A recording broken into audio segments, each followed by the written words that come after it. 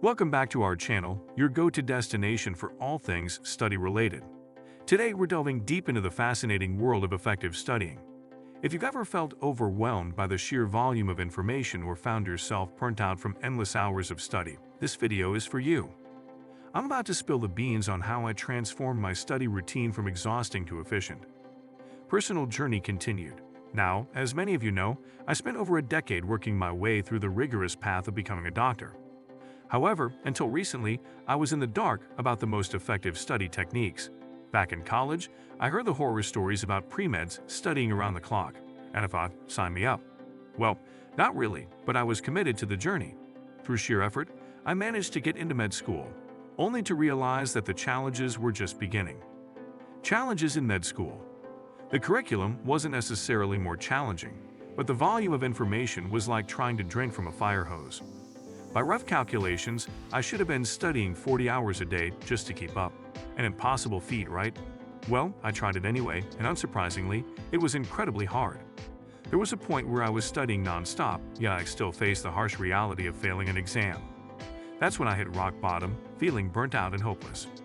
Starting the YouTube channel. It was during this low point that I decided to channel my frustration into something positive. Hence, this YouTube channel was born. I set out on a mission to explore effective study methods and share my findings with all of you. Little did I know, it would be a game changer not just for me but for countless others facing similar struggles. Understanding the brain and learning. What became clear through years of obsession with studying and teaching is that most of us struggle because we don't understand how our brains work. It's not our fault, we simply aren't taught these crucial skills in school. However, through this journey, I've come to realize that even a basic understanding of how the brain learns can be life-altering. The 3 C's of learning cycle. Let's dive into the heart of the matter, the learning cycle, or as I like to call it, the 3 C's. The first C, collect, is about being a filter, not a sponge. Ask yourself why information matters and focus on the main idea. Don't mindlessly jot down everything. Be selective. Transition to connect. Once you've collected the necessary information, it's time for the second C. Connect. Our memory isn't a filing cabinet, it's a web.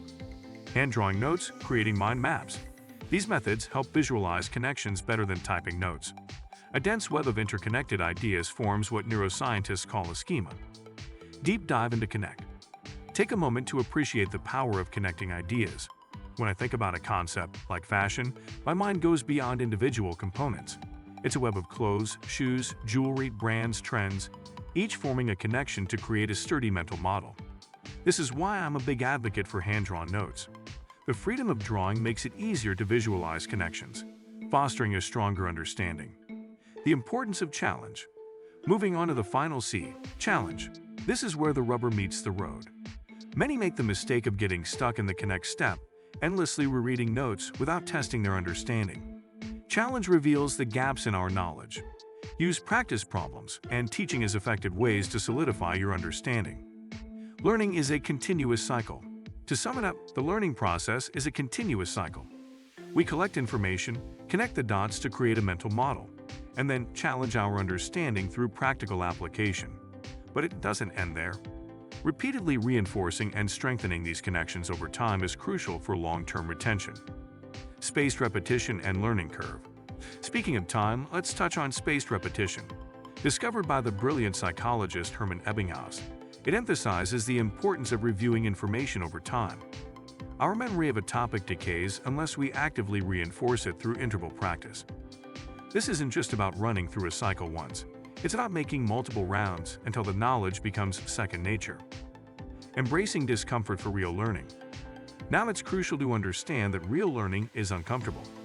It's an active, thought-provoking process that requires critical thinking. Feeling stressed during this process doesn't mean it's not working. In fact, it's a sign of progress. Passive learning, like mindlessly rereading notes, may feel comfortable, but it doesn't lead to real growth. To study smarter, we must push ourselves out of our comfort zones. Conclusion. In conclusion, this learning process has been a game changer for me, and I believe it can be for you too. Yes, it's challenging, but the effort is well worth the rewards. If you're serious about improving your study habits, embrace the discomfort and take a leap out of your comfort zone. Let me know in the comments what aspects of studying you struggle with. Together, we can navigate this academic journey. If you found this video helpful, don't forget to hit that like button and subscribe for more in-depth content. Until next time, happy studying